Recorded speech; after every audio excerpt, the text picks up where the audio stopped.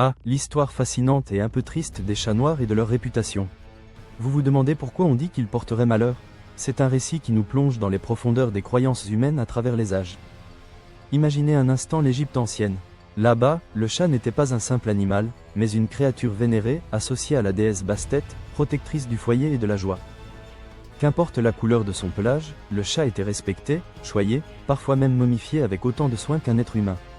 Les chats noirs, porteurs de l'obscurité sacrée de Bastet, étaient loin d'être vus comme des présages funestes, ils étaient au contraire des symboles de bonne fortune et de protection. Mais les siècles ont passé, et avec eux, les croyances ont voyagé et se sont transformées. En Europe, particulièrement au Moyen-Âge, le vent a tourné pour nos amis félins, et plus cruellement encore pour ceux vêtus de noir. Cette couleur, associée à la nuit, au mystère et souvent au diable dans l'imaginaire chrétien, a commencé à jeter une ombre sur le chat noir. Pourquoi un tel renversement? À cette époque, la peur de la sorcellerie gagnait du terrain. Les chats, animaux indépendants et souvent nocturnes, qui se faufilaient dans l'ombre et dont les yeux brillaient dans le noir, sont devenus suspects. L'imagination populaire, nourrie par la peur de l'inconnu et l'influence de l'Église, a rapidement associé ces créatures aux pratiques occultes. Le chat noir est ainsi devenu le compagnon idéal des sorcières, leurs familiers, voire une forme qu'elles pouvaient prendre pour agir incognito. On racontait qu'il participait à des sabbats démoniaques, porteurs de malheur et d'intentions maléfiques.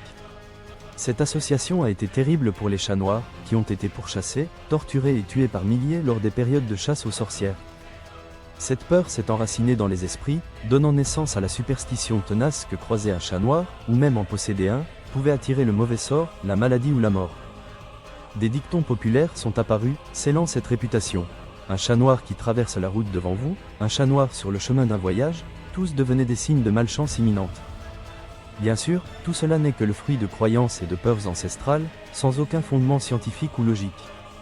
Mais la force de la tradition a fait que cette superstition a perduré à travers les siècles, même si aujourd'hui, beaucoup d'entre nous regardent ces magnifiques animaux avec l'affection qu'ils méritent, reconnaissant que la couleur de leur robe n'a strictement rien à voir avec leur capacité à porter bonheur ou malheur. Voilà pourquoi, dans certains endroits et pour certaines personnes, le chat noir porte la lourde charge d'une réputation de malheur, une étiquette injuste héritée d'une histoire complexe faite de vénération antique et de peur médiévale.